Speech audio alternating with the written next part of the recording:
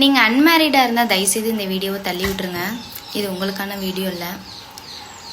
நிறையா பேர் husband and wife ரொம்ப ஃபீல் பண்ணுறாங்க. ஒய்ஃபு ஏன் அப்படின்னா, என் ஹஸ்பண்டு வேற யார் கூடயோ டச்சில் இருக்காங்க அப்படின்னு ரொம்ப ஃபீல் பண்ணுறாங்க. அதுக்கு காரணம் ஒய்ஃபாக இருக்க நீங்கள் தான். ஏன்னு கேட்குறீங்களா? நான் என்ன தப்பு பண்ணேன், ஏன் நான் காரணம் அப்படின்னு சொல்கிறீங்க அப்படின்னு கேட்குறீங்களா? கண்டிப்பாக நீங்கள் காரணம் தான். ஹஸ்பண்ட் வெளியில் போயிட்டு வர்றான் அப்படின்னா, வேலைக்காக இருக்கட்டும், ஆஃபீஸ்க்காக இருக்கட்டும், எங்கேயோ போயிட்டு வர்றான், வெளியே எங்கேயோ போயிட்டு வர்றான். அவனுக்கு போன இடத்துல 1000 பிரச்சனைகள் இருக்கும், பயங்கர டென்ஷன் இருக்கும். அப்போது வீட்டுக்கு வரும்போது நம்மளை பார்த்தோன்னே அதிகமான ப்ரெஷர் ஆகும், அதிகமான டென்ஷன், இப்படி எல்லாமே அதிகமாக இருக்கும் நம்மளே பார்த்தோன்னே.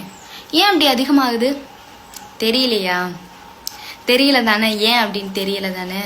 ஏன்னா நாம் அந்த கெட்டப்பில் இருப்போம். அந்த கெட்டப்னா எப்படி?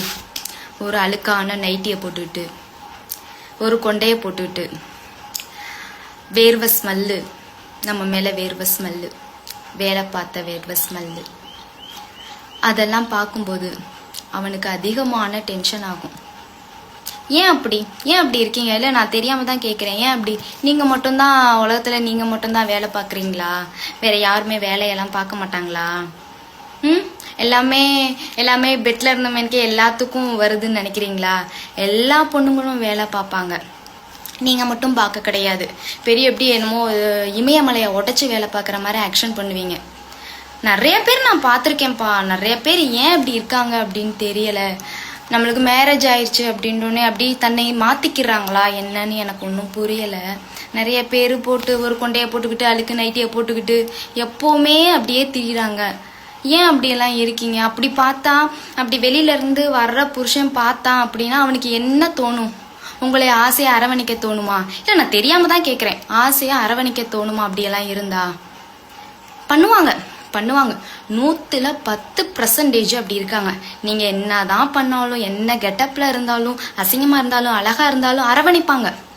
அது எல்லாரும் அரவணைக்க மாட்டாங்க. 100% பேர் தான் அப்படி இருப்பாங்க.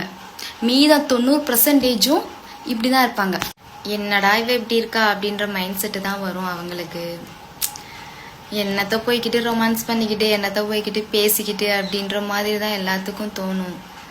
எவ்வளோ வேலைகள் இருந்தாலும், எவ்வளோ பிரச்சனைகள் இருந்தாலும், தயவு செய்து உங்களுக்காக ஒரு அரை மணி நேரம் டைம் எடுத்து அழகாக தலை சீவி, அழகாக மேக்கப் பண்ணி, எப்போவுமே அவங்க கண்ணுக்கு அழகாக தெரிஞ்சுக்கிட்டே இருக்கணும். அப்படி நீங்கள் பண்ணி பாருங்களேன். பண்ணி பாருங்க. எப்போவுமே கண்ணுக்கு அழகாக தெரிஞ்சுக்கிட்டே இருக்கிற மாதிரி நீங்கள் பண்ணுங்க. அவன் யாரை பார்த்தாலும் நம்ம பொண்டாட்டியை விடவா அழகு அப்படின்ற மைண்ட் செட்டுக்கு கண்டிப்பாக வருவாங்க.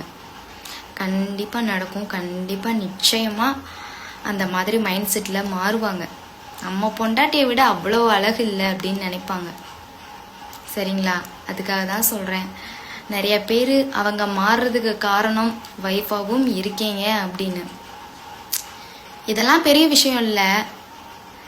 தேர்வு சரியாக தேர்ந்தெடுக்கப்பட வேண்டும், அதான் பெரிய விஷயம். கரெக்டான தேர்வு இல்லைனால் பல பிரச்சனைகள் வரும். என்னன்னு தெரியல, எனக்கு சொல்லணும்னு தோணிச்சு, உங்ககிட்ட ஷேர் பண்ணணும்னு தோணிச்சு, அவ்வளோதான்.